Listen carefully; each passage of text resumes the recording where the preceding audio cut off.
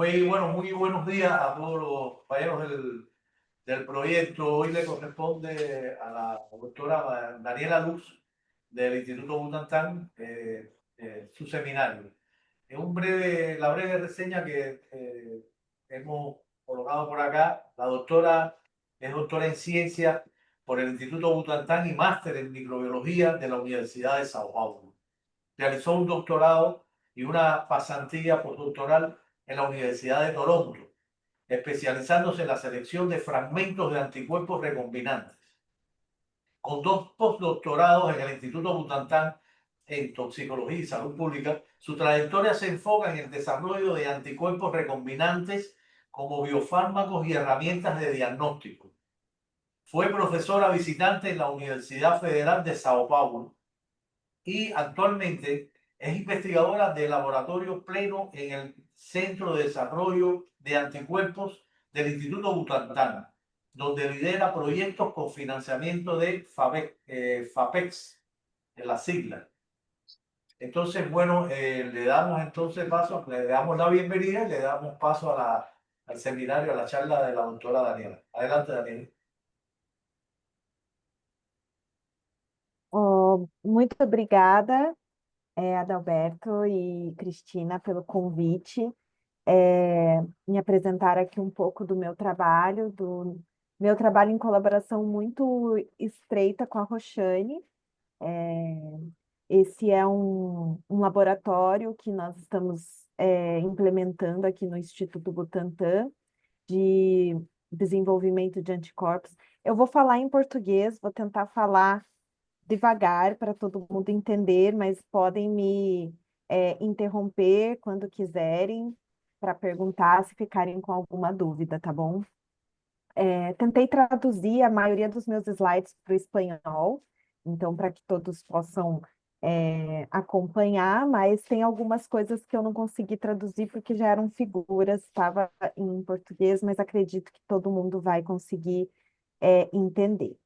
Bom, eu vou falar um pouco sobre as plataformas de anticorpos que nós usamos aqui no Butantan, que o meu grupo tem estabelecido aqui, eu como pesquisadora que recém-contratada aqui no Butantan, estou com esse grupo de pesquisa estabelecendo essas plataformas de produção de anticorpos, entre eles os candidatos terapêuticos contra STX, de STEC, então que vocês já devem ter ouvido falar, tenho colaboração com muitos dos pesquisadores que estão me ouvindo aqui, então, para entender um pouquinho dessa história.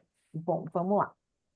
Vou falar sobre anticorpo sob demanda, on demand, como na televisão, né? Então, quando... deixa eu ver como é que eu passo aqui. Aqui. Então, hoje em dia, a gente consegue assistir a nossa TV, os nossos programas favoritos, como, onde e quando a gente quiser. E que tal a gente pensar nisso relacionado a anticorpos? Será que é possível a gente ter anticorpos da maneira que a gente quiser, que atue aonde a gente quiser e quando a gente quiser? Bom, começando apenas apresentando a molécula de anticorpo, primeiramente, a molécula de anticorpo ela tem essas duas porções. Deixa eu pegar aqui um apontador. Vocês conseguem ver meu apontador? O pointer?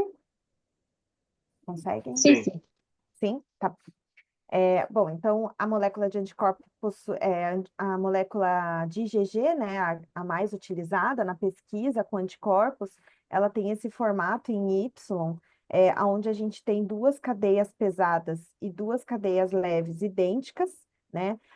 E também essa molécula é separada em dois domínios funcionais distintos. O domínio FC, que é a porção cristalizável do anticorpo, que faz a ponte com os outros braços da resposta imune, né? O braço celular da imunidade adquirida e a imunidade inata, e o domínio funcional FAB, que é o domínio de ligação ao anticorpo, ao antígeno, perdão, aonde estão onde estão localizados porções hipervariáveis que a gente chama de CDR, ou região de complementariedade ao antígeno, que é o que vai dar a função chave-fechadura do anticorpo. Bom, e os anticorpos monoclonais, assim como a TV, começaram lá atrás, em 1975, né, com a obtenção de hibridomas. Deixa eu só tirar aqui. Ai, perdi a minha apresentação, pera. Com a produção de hibridomas. Os hibridomas foi um marco tecnológico para a produção de anticorpos e para o estudo de anticorpos, né? Com essa tecnologia, a gente pôde isolar um único clone de anticorpo específico para o epito, para o antígeno que nós é, tínhamos como objetivo. E essa tecnologia, ela tinha muito, ela começava com a imunização de animais com antígeno-alvo, né? Resultando em células híbridas, que são os hibridomas, né? Porém, essa obtenção desse monoclonal, ele é muito cara, né? Ela é muito cara, porque os hibridomas são células que são células de mamífero, né? Células instáveis, então a gente precisa, depois de selecionar o anticorpo, fazer uma versão recombinante desse anticorpo em célula de mamífero para que ele seja mais estável e produza de maneira ilimitada, né? Então, toda a mão de obra especializada e os insumos necessários para a produção desses monoclonais via hibridoma são muito caros, né? E o repertório é limitado, porque o repertório depende da imunização de um animal. Então, seja um camundongo ou um rato, ele precisa ser imunizado. Então, o antígeno, ele precisa, o anticorpo, ele é maturado dentro do animal. Então, dependendo do seu alvo, se é um alvo tóxico, se é um alvo pouco imunogênico, você vai ter uma limitação de produção de anticorpos monoclonais contra este alvo. Bom, com a tecnologia do DNA recombinante,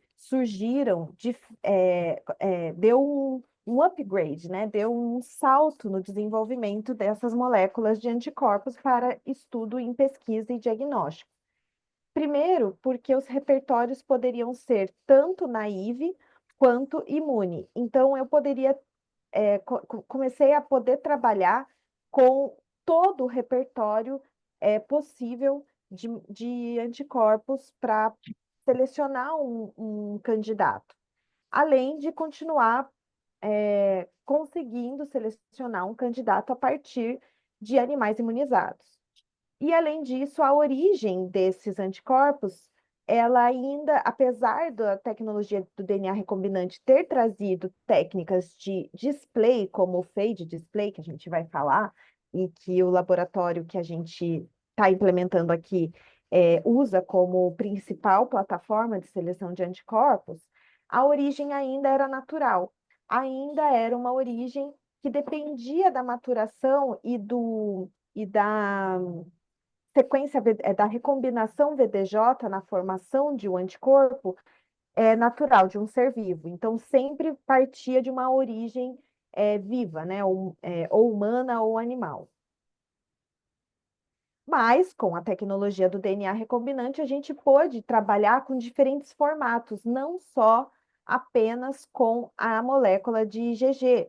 A gente começou a ter moléculas de IgG não glicosiladas, biespecíficas, FAB linha, né, onde a gente tira a porção do FC, o FAB sozinho, fragmentos de cadeia única, como o SCFV, onde as cadeias variáveis dos anticorpos são ligadas por um ligante peptídico. A partir do SCFV, a gente pôde trabalhar com diabores, com moléculas triespecíficas, no caso do FAB.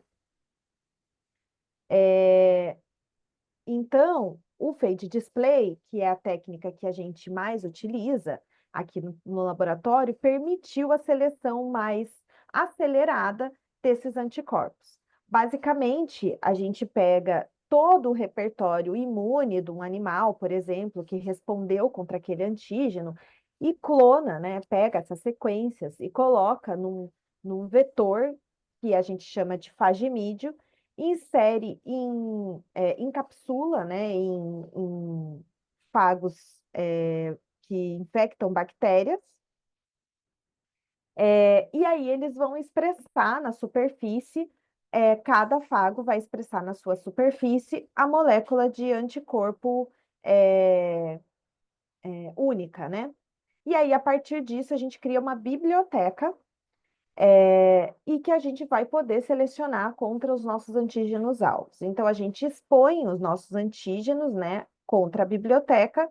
O que não tem afinidade vai ser lavado, o que tem afinidade, que vai se ligar no nosso antígeno, vai ser eluído, com a ajuda de um fago auxiliar, né, um helper, e da Escherichia coli, que é a hospedeira, a gente consegue amplificar esses candidatos e fazer uma nova seleção. O fade display, ele funciona como uma dança das cadeiras, então a gente vai diminuindo a quantidade e a concentração de antígeno a cada ciclo de seleção, para que somente os que têm maior afinidade, os fagos que expressam na sua superfície anticorpos de grande afinidade, sejam amplificados e se mantenham até o final. A partir disso, a gente consegue produzir esse anticorpo em diversos hospedeiros, desde plantas até bactérias. Um passo mais avançado aí na nossa história, né, é a descoberta dos nanocorpos, né? Então, um grupo de pesquisa, esse grupo de pesquisa lá da Bélgica, estava correndo, estava analisando em gel de policrilamida as imunoglobulinas de diferentes mamíferos e se depararam com uma imunoglobulina diferenciada, que eles isolaram de um camelídeo,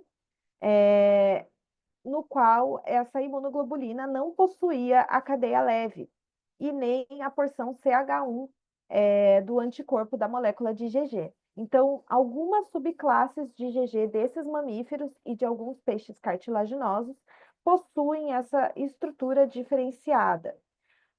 E a porção variável desse anticorpo pode ser isolada, a gente denomina essa porção de VHH ou nanocorpos.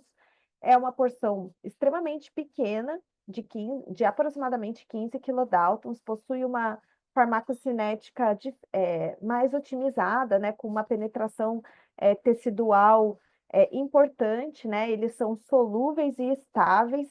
É, por não possuírem cadeia leve, aqui pareada ao lado, os CDRs dessas cadeias são diferenciados, então são CDRs que conseguem adquirir uma conformação é, particular, então ela consegue reconhecer epítopos crípticos, epítopos que ficam escondidos, pouco imunogênicos.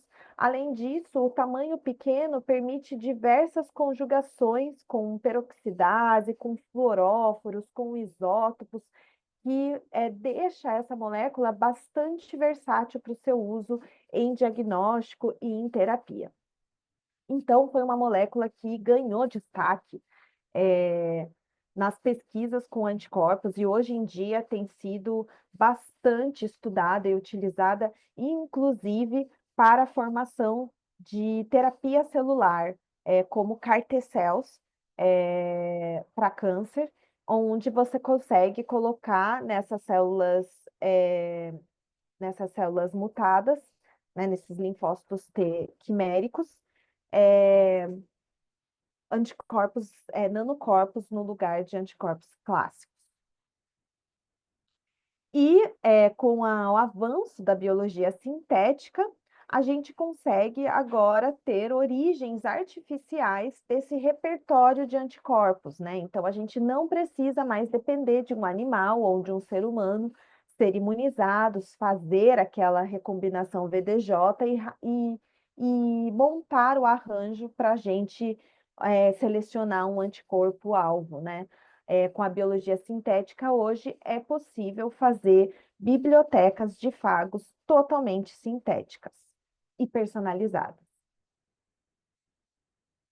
Então, esses repertórios de anticorpos podem ser sob demanda, né? Podem ser personalizados, porque a gente hoje conhece a estrutura do anticorpo, sabe quais posições de aminoácidos nos CDRs são mais envolvidas com a especificidade e afinidade do antígeno, e a gente pode mudar essas regiões. Além disso, hoje, com o avanço da inteligência artificial, né, com esses diversos programas de inteligência artificial voltados para a biologia molecular, como, por exemplo, o AlphaFold, a seleção de monoclonais agora está ganhando um novo passo. Está saindo da TV, assim como os nossos programas, né, de TV. A gente não assiste mais a TV, hoje em dia a gente vê as nossas séries no computador, no celular, em outras plataformas. Então, a inteligência artificial ele é esse avanço na seleção de anticorpos. Hoje, com o docking molecular, a gente pode fazer uma predição desses paratopos, né? Uma seleção in silico, basicamente, analisar aí os epitopos disponíveis do nosso alvo e fazer aí um anticorpo muito mais personalizado. É claro que ainda há muito campo para avanço nessa área. Ainda a inteligência artificial ela não consegue chegar num ajuste fino que a mudança na predição da molécula de anticorpo frente ao antígeno seja correspondente à afinidade, ao coeficiente de afinidade que esse anticorpo vai ter na vida real.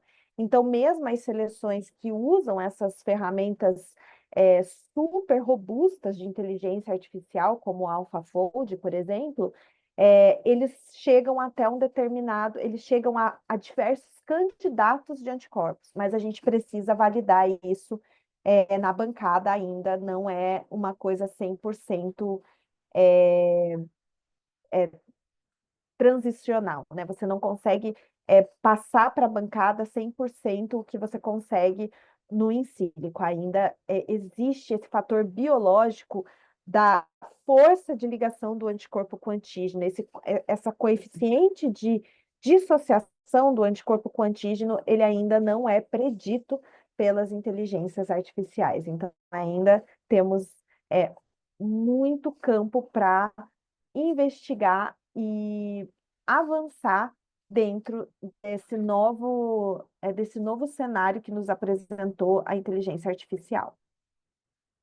Então, com tudo isso, com todos esses avanços, hoje é possível a gente pensar nos anticorpos como, onde e quando a gente quiser, contra o alvo que a gente quiser, atuando da maneira que a gente quer. Então, por exemplo, eu quero um anticorpo contra uma adesina que vai, que está na flora intestinal, que está no lúmen do intestino, então tem uma certa temperatura, esse anticorpo ele tem que funcionar. Eu consigo hoje pensar numa personalização dessas moléculas para um uso específico. Então eu vou mostrar. E aí, por que isso é importante, né? Aqui eu estou falando, gente, de Brasil, né? Mas acredito que a América Latina não é tão diferente do Brasil assim. Aqui os dados do Brasil para anticorpos para terapia com monoclonais, a gente vê que o SUS, que é o nosso Sistema Único de Saúde, aqui no Brasil a gente tem esse Sistema Universal de Saúde, né? O SUS nosso gasta mais ou menos 60% da verba destinada a medicamentos para importação de monoclonais para uso das pessoas que precisam.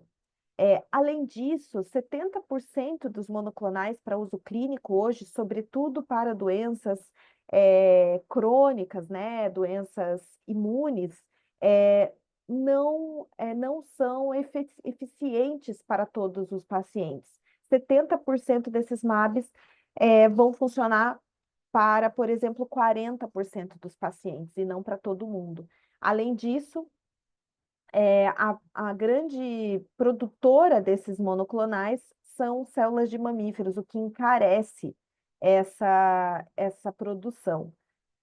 Ai, desculpa, eu confundi aqui. Eu estou falando dos respondedores, 50% em média, dos monoclonais vão ter os pacientes vão responder, apenas 50% dos pacientes vão responder à terapia de monoclonal, e aqui 70% dos monoclonais são produzidas em célula CHO. A célula CHO, apesar de ser uma célula super é, conhecida e estudada para a produção de biofármacos, ela é uma célula cara, né? Sobretudo para a Latinoamérica, porque a gente importa os insumos em dólar. Então, para a gente é muito custoso manter células de mamífero. Então, com a ideia de obter esses anticorpos mais econômicos, eficientes e eficazes, surgiram as plataformas, as ideias de plataformas que a gente está implementando aqui no Centro de Desenvolvimento de Anticorpos, para a gente poder aqui selecionar qual plataforma seria a ideal para cada anticorpo, né? Então, começando aqui falando um pouco sobre anticorpos produzidos em bactérias. Em contraponto, dos anticorpos produzidos em célula CHO, a gente está tentando validar uma plataforma que produz anticorpos inteiros em bactérias. Então, a gente usa uma Escherichia coli, uma hospedeira diferenciada, que é a Shuffle. A Shuffle, ela possui mutações em vias é, redutoras do citoplasma, permitindo com que a molécula de IgG ela possa ser montada de maneira integral dentro do citoplasma bacteriano, né? Então, a gente gera uma molécula não glicosilada, né? Como a bactéria ela não vai fazer modificações pós-traducionais, a gente vai ter um IgG que ele não vai ter as glicosilações aqui na porção FC. Então, ele não vai ter a comunicação com as células do sistema imune. No entanto, se a gente precisar dessa comunicação, se a gente precisar de ligações específicas, existem mutações nessa região que possibilitam esse reconhecimento. Então, é possível usar esses anticorpos na terapia. Essa plataforma, ela tem, né, como participação uma colaboração que a gente fez com a Universidade de Cornell, nos Estados Unidos, onde meu aluno de doutorado, Gabriel, foi fazer um estágio de pesquisa no exterior e trouxe todos os protocolos e as soluções que eles tinham lá para esse tipo de expressão em E. coli. No entanto, a gente tem um gargalo aí. A bactéria ela não consegue montar dentro do seu citoplasma 100% as moléculas dessa forma. Então, a gente acaba tendo diferentes isoformas quando a gente purifica esse anticorpo, né? A gente tem o FAB sozinho, né, da cadeia pesada, da cadeia leve, a gente tem a cadeia pesada sozinha, a gente tem um FAB montado, a gente tem só cadeia pesada, pareada, e a gente tem um anticorpo faltando a cadeia leve, por exemplo. Então, a gente tem essas diferentes isoformas, e um dos trabalhos que tem sido desenvolvidos por um aluno meu de mestrado profissional é tentar resolver esse gargalo, tentar melhorar a montagem da molécula no citoplasma da E. coli. Além disso, com esses protocolos de produção em bactéria, a gente consegue produzir diferentes formas de anticorpo não glicosilado. A gente consegue usar somente SCFV com a porção FC. Esse tipo de formato gera menos isoformas, é mais fácil de montar. A gente continua tendo uma eficiência semelhante a essa. A gente consegue fazer nanocorpos FC, né? Então, é, de um jeito que a gente consiga ter um FC humano, por exemplo, e também anticorpos biespecíficos, que a gente vai falar mais para frente. Além de todos os formatos de fragmentos de anticorpos, né? O FAB sozinho, o SCFV sozinho e o nanocorpo ou VHH. Além disso, a gente tem, para a FAB e SCFV produzido em bactéria, a possibilidade de geração de anticorpos únicos, né, a partir de bibliotecas sintéticas de origem artificial que a gente tem, que foram cedidas, né, pela colaboração que a gente tem que teve, né, no passado com a Universidade de Toronto, né, com esses dois pesquisadores. Eu fiz parte do meu doutorado na Universidade de Toronto com o Dr. Sidhu, e depois eu e a Roxane a gente voltou para Toronto, onde a gente conheceu o Dr. Shane, que nos ajudou muito no aprendizado de montagens de bibliotecas sintéticas, de novas seleções, enfim, a gente adquiriu esse conhecimento e implementou aqui, no CDA. Hoje a gente tem tudo isso de anticorpos sendo produzidos e caracterizados, né? Os que estão em negrito são os que estão mais avançados, né?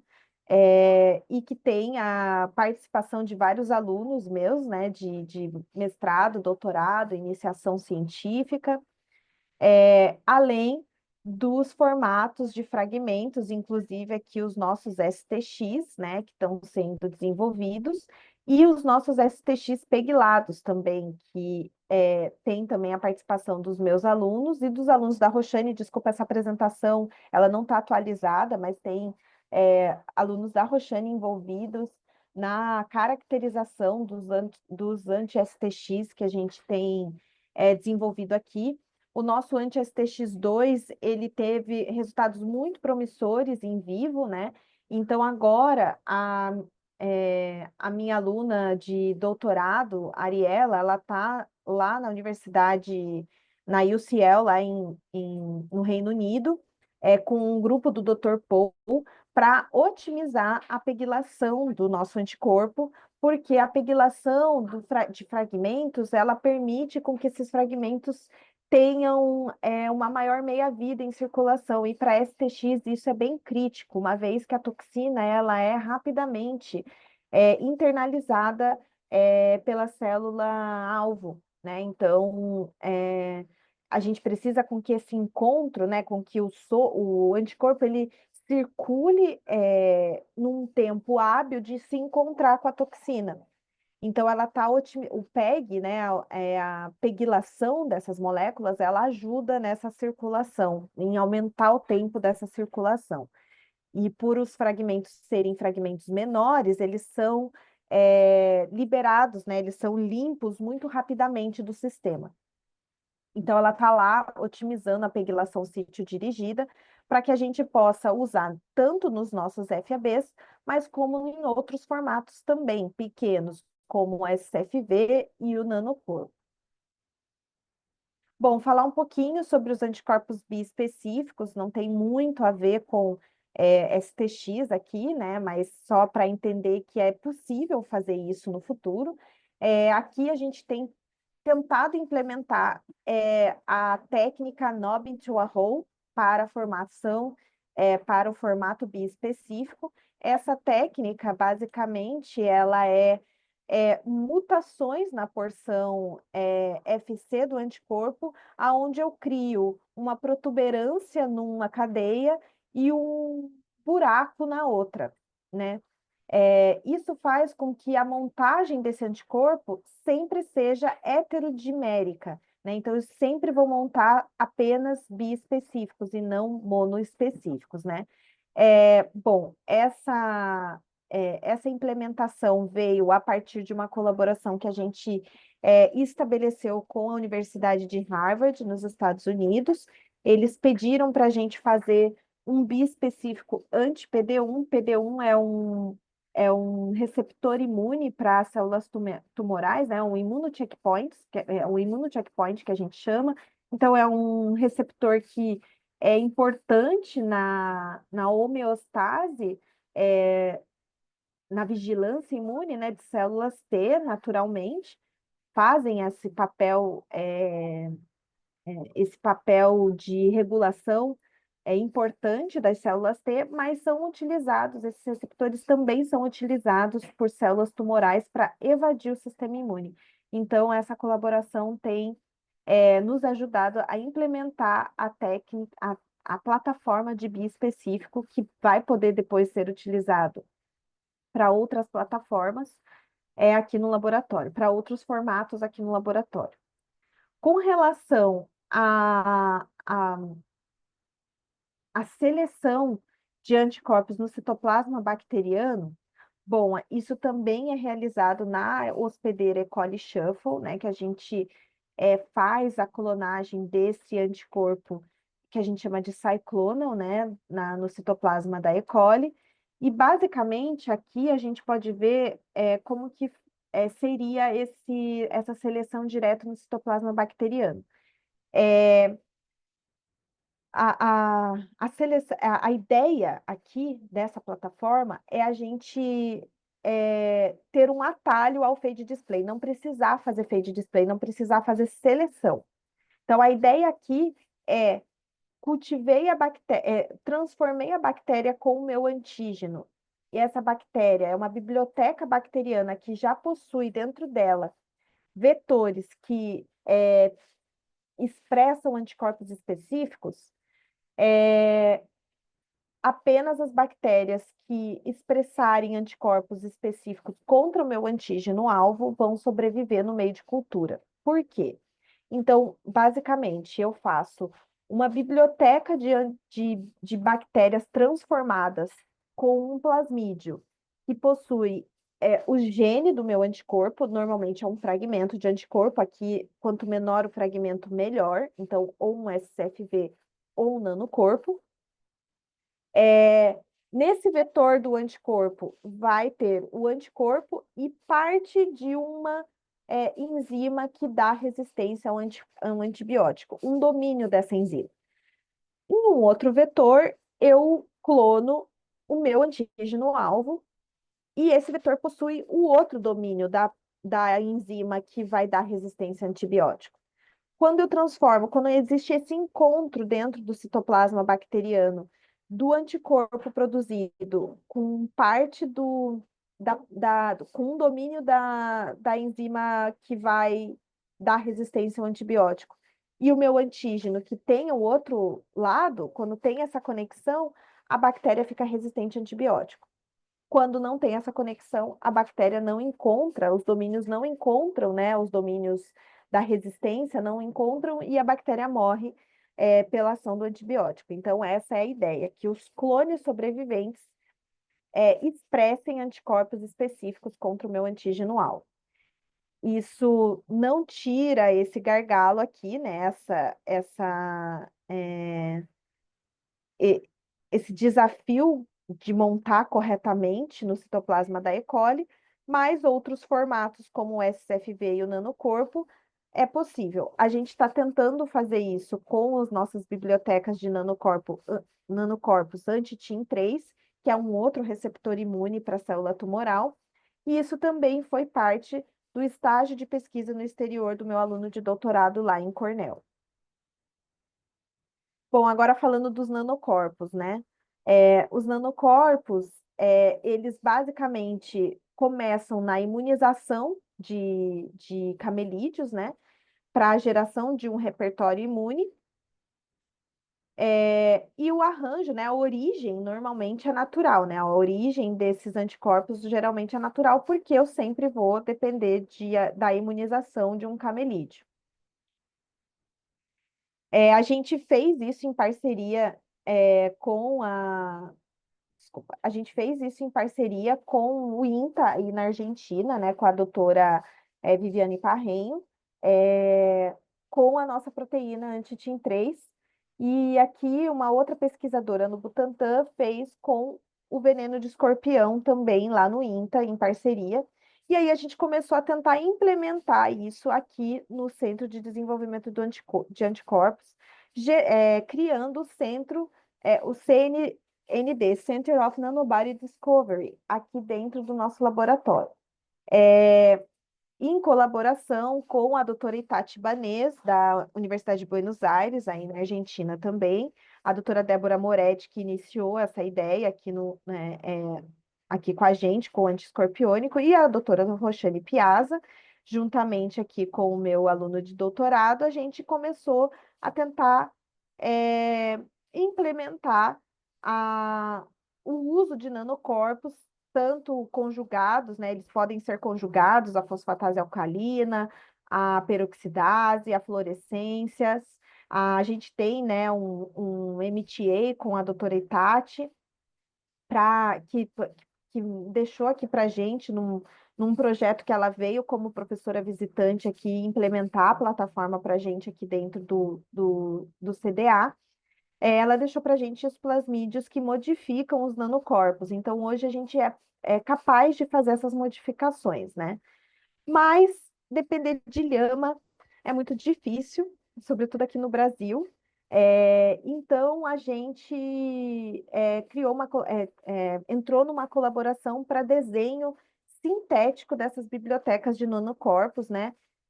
Hoje eu tenho uma aluna lá na Eslovênia com o doutorário tentando entender como é que a gente faz esse docking molecular, a predição desses paratopos, essa seleção in sílico, para a gente montar a biblioteca. E acabei de ter uma bolsa de pós-doc, para uma pós-doc começar aqui no nosso laboratório, aprovada na FAPESP.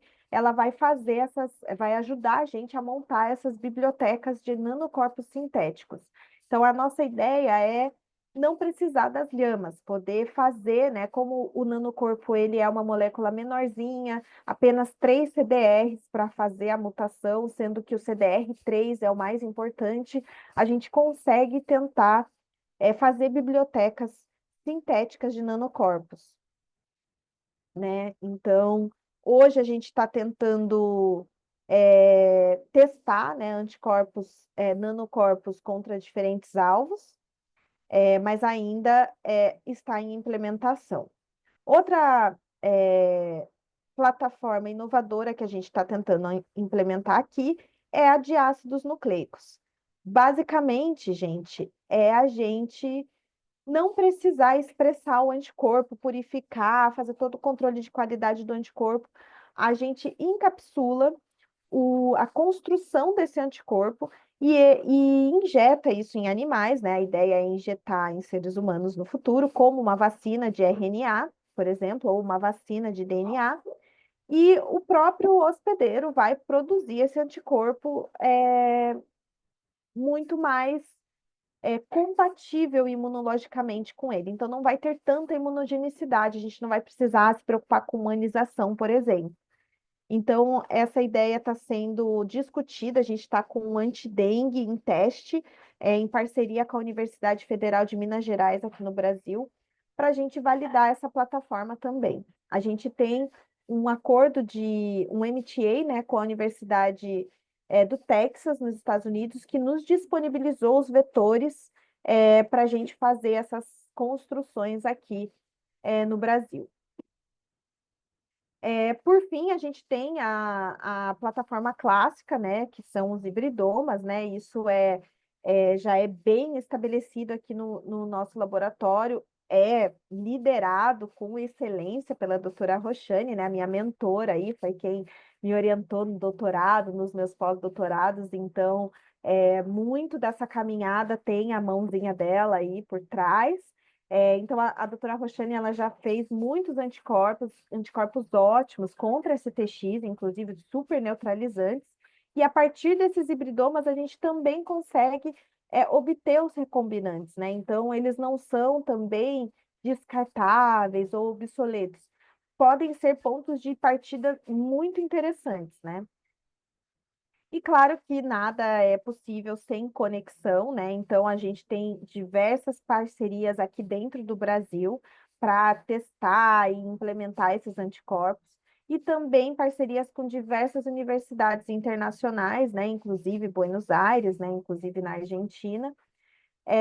E aí é importante, né, gente, que esse centro de desenvolvimento de anticorpos e que a gente está implementando, né, ele começou em 2023, então tudo isso que eu falei para vocês aí começou em 2023, né? A gente está tentando implementar ele em boas práticas laboratoriais, então, para que os produtos que a gente gere sejam